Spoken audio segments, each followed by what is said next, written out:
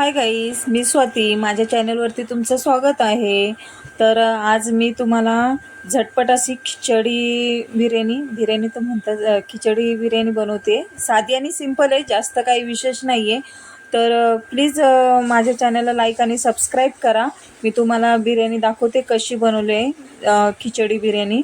आणि माझ्याकडे काही स्टँड वगैरे नाही आहे, तर हातातच फोन घेतलेला आहे. काही चुकलं असेल तर समजून घ्या. तर चला आता बिर्याणीची तयारी करूया. तर सर्वप्रथम मी लसूण साफ करायला घेतला, अद्रक लसूण. त्यानंतर मी कांदा घेतलेला आहे.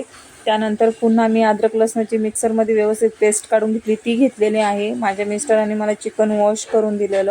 चिकन वॉश केल्यानंतर आपण कढई ठेवली. कढईमध्ये तेल टाकून कढीपत्ता टाकलेला आहे, कांदा टॅमॅटो टाकलेला आहे. व्यवस्थित मिक्स करून घ्यायचं आहे. त्यानंतर हळद टाकायची आहे. नंतर अद्रक लसणाची पेस्ट टाकायची आहे. जे चिकन आपण व्यवस्थित वॉश करून घेतलेलं, साफ करून घेतलेलं, ते आपण त्याच्यामध्ये टाकणार आहे. त्यानंतर मी थोडा खडा मसाला घेतलेला आहे, जास्त नाही घेतला आहे, थोडाच घेतलेला आहे. जसं की छोटी इलायची, चक्रीफूल, लवंग, मिरे, तिखा लाल, माझा घरचा मसाला. आणि हा एव्हरेजचा शाही बिर्याणी मसाला आहे. याच्यात सर्व असतं, त्यामुळे मी खडा मसाला कमीच घेतलेला आहे.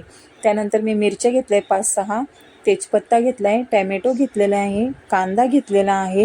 हे सर्व मी अशी तयारी केली आहे. अद्रक लसणाची पेस्ट पण मी घेतलेली आहे, ती पण मी त्याच्यामध्ये टाकणार आहे. तर आता हे बघा, ही घेतलेली मी अद्रक लसणाची पेस्ट. आता मी कुकर ठेवले, तेल टाकलेलं आहे. तेल टाकल्यानंतर आपण त्याच्यामध्ये तेजपत्ता टाकणार आहे. त्यानंतर आपण त्याच्यामध्ये खडा मसाला जो मी तुम्हाला दाखवलेला, तो खडा मसाला टाकणार आहे. त्यानंतर मी त्याच्यामध्ये मिरची टाकणार आहे. मिरची टाकल्यानंतर आपण त्यामध्ये टाकणार आहे कांदा टाकणार आहे. कांदा टाकल्यानंतर व्यवस्थित त्याला मिक्स करून घ्यायचं आहे. टॅमॅटो पण टाकायचं आहे त्याच्यामध्ये. आणि जे मी तुम्हाला सुके मसाले दाखवलेले ते सर्व मी टाकते. तिखा लाल आहे, घरचा मसाला आहे, शाही बिर्याणी मसाला, हे आपण त्याच्यामध्ये टाकणार आहे. त्यानंतर मस्त असं मिक्स करून घ्यायचं आहे व्यवस्थित. खूप छान कलर आलेला आहे. आणि नंतर मी चिकन टाकलेलं आहे त्याच्यामध्ये. तांदूळ चांगले व्यवस्थित साफ करून तांदूळ टाकलेलं आहे. सगळं व्यवस्थित मिक्स करून घेतलेलं आहे. तुम्हाला दाखवते हलवून. हे बघा, सगळं एकजीव करून घेतलेलं आहे व्यवस्थित. त्यानंतर वरतून थोडीशी कोथिंबीर टाकलेली आहे.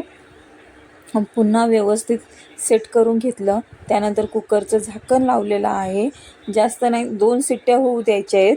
2 शिट्ट्या झाल्या तर म्हणजे टायमिंग जर तसं बघायला गेलं तर 10 मिनटाचं टायमिंग आहे. 10 मिनटामध्ये तुमची झटपट खिचडी बिर्याणी रेडी होणार. आणि ही अशा प्रकारे माझी बिर्याणी रेडी झालेली आहे.